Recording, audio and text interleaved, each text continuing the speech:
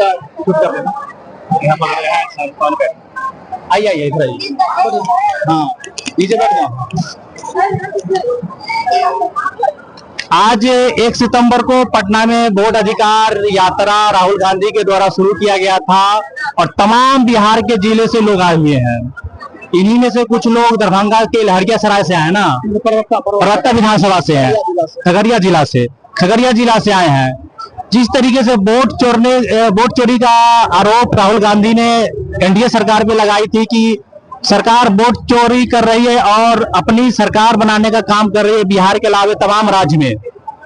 आप लोग किसी देश से आते, क्या बोल के लाया गया था? आप लोग को पता है कि वोट चोरी सरकार कर रही है? बिल्कुल कर रही है। बहुत ऐसे लोग हैं जो पिछले पंक्ति में खड़े हैं जिन्हें ये पता नहीं है कि किस तरीके से कौन सा फॉर्म भरा जाएगा, ऑनलाइन क्या होता है नहीं होता, वो सब नहीं पता है। तो ऐसे आदमियों का तो वोट चोरी हो ही रहा है।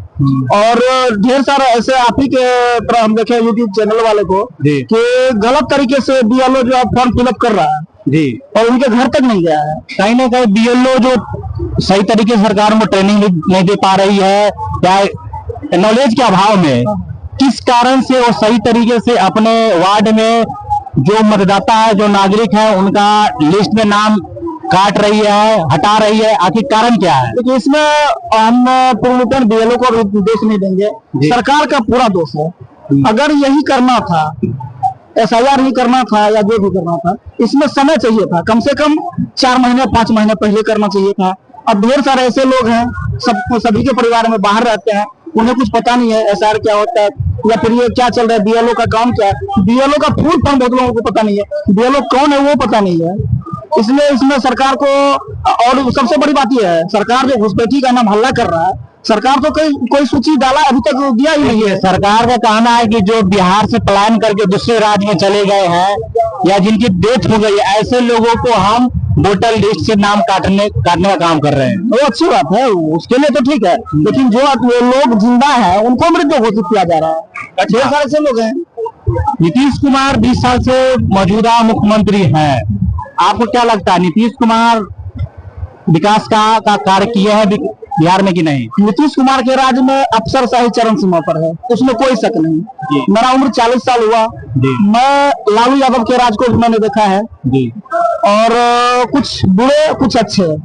अच्छाई ये था कि जब भी कोई ब्लॉक जाता था आवाज से जाति आचरण के लिए, तो उसे पदाधिकारी को फट से बनाना पड़ता था, लगता था कि नहीं जनता का राज है, जनता आक्रोशित हो जाएगा। और अभी के समय में क्या है, पुलिस अधिकारी जो है जनता का राज नहीं है, ये समझ कहीं ना कहीं एक नीतीश अफसरशाही और जेडीयू आरजेडी और बीजेपी गठबंधन में करप्शन की सीमा पार कर चुकी है। और 20 साल में आप किसी भी विभाग में काम करवा के देखिए, पैसा का डिमांड होता है। अभी तमाम नौकरी अभी आई थी, टीचर की आई थी, एसएससी के थ्रू बिहार पुलिस में भी पैसे दीजिए नौकरी लीजिए का फॉर्मूला। तो क्या ऐसा क्या इसके पीछे कारण क्या है? इसके पीछे देखिए कारण हमें यह लगता है कि ऊपर से नीचे तक मिली भगत है।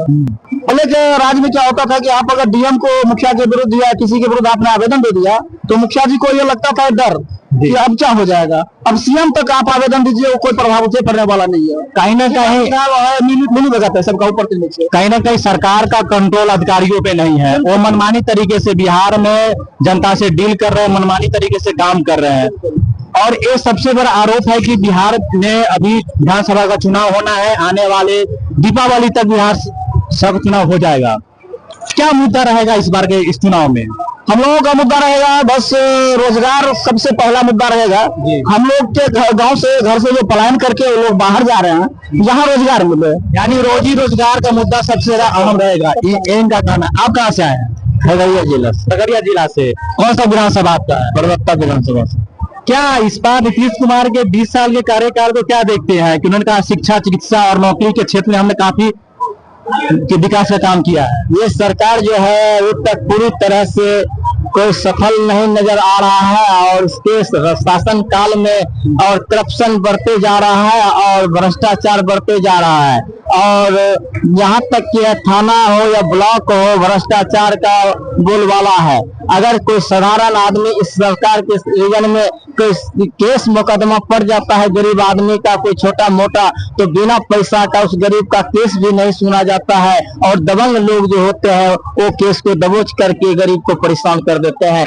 इस तरह से ये सरकार भी नाकाम यहाँ पर नजर आ रहा है। ना महंगाई जहां तक सवाल है ना कंट्रोल कर पा रहा है, महंगाई चरम सीमा पर, और पूरी तरह से यहाँ की तमाम जनता जो है ईमान है। और कहा जाए कि यहाँ बिहार में एक भी कोई रोजगार नजर नहीं आ रहा है। कुल मिलाकर के लोगों का कहना है महंगाई, शिक्षा, चिकित्सा के क्षेत्र में सरकार, मौजूदा सरकार कोई काम नहीं की है और इन्हीं मुद्दों पर इस बार की विधानसभा में लोग अपना मत का प्रयोग करेंगे।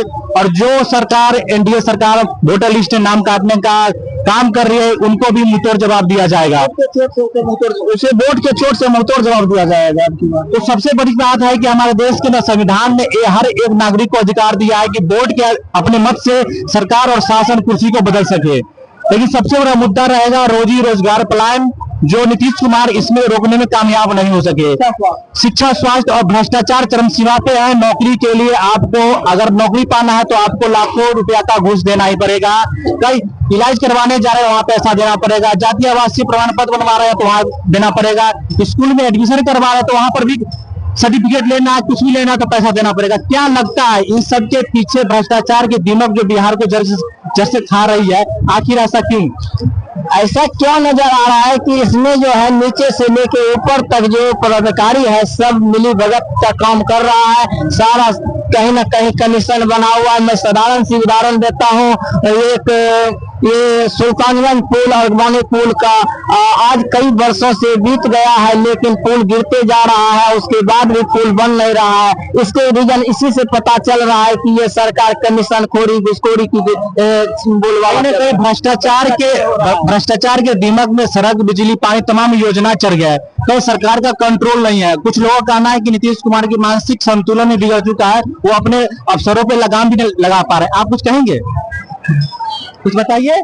क्योंकि महिलाओं के लिए सरकार ने कहा कि महिलाओं को 35% आरक्षण पंचायत स्तर पे विधानसभा में दिया गया, नौकरी में आरक्षण 50% है। आपको पता है कि लड़कियों को बिहार पुलिस से 50% आरक्षण है, जहाँ पे अगर 100 की बहाली है 50 लड़की 50 लड़के रहेंगे। आपके गांव से कोई बिहार पुलिस में हुआ है नौकरी? कहाँ हमरा सन बाल बच्चा के देना है नौकरी, पढ़ी लिखी तो बैठल है, नौकरी कहाँ दे रहा है? कोई को नौकरी नहीं मिला है, कोई नौकरी नहीं मिला है। हम सिर्फ तो गरीब लोग हैं, कटिया खुरपा पढ़ता है। आपके बच्चे कितने क्लास तक पढ़े हुए हैं? इंटर में टिक कर बैठे हैं। तो अभी बिहार पुलिस का बहाली आई थी, अभी आने वाली है, उसमें कोई फॉर्म भरा है? भरा तो है लेकिन निकला नहीं पता है। क्या बोले थे दादी? कुछ 60 वर्षों में वृद्धा पेंशन नहीं मिलता है ना। तो आप मुखिया को नहीं बोले हैं वार्ड का? जो वार्ड का हमरा मुखिया वार्ड का कि हमारा नाम नहीं दिया अभी तक।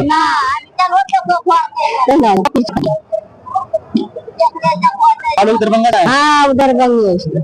तो जो लेके आपको जो आए हैं उनका बोले कि हमको वृद्धा पेंशन नहीं देता है, आप मेरा नाम जुड़वाइए और मेरा नाम उसमें ऐड करवाइए। अच्छा, क्यों नहीं देगा? आपका अधिकार है कि बोलिए कि हाँ मेरा नाम उसमें जुड़ना चाहिए, हमको 1100 रुपया मिलना चाहिए। तो सरकार को योजना नहीं मिलेगा तो आप तो वोट दीजिएगा किसी और को, दिलवाएगा उसी को दीजिएगा ना। नीतीश कुमार का जो आदमी है, जो कर्मचारी है, वही तो जोड़ेगा ना। देखिए तमाम जो ग्रामीण परिवेश के लोग हैं और ग्रामीण परिवेश की महिलाएं हैं, ये लोग कहीं ना कहीं अपने हक अधिकार के लिए आए हैं।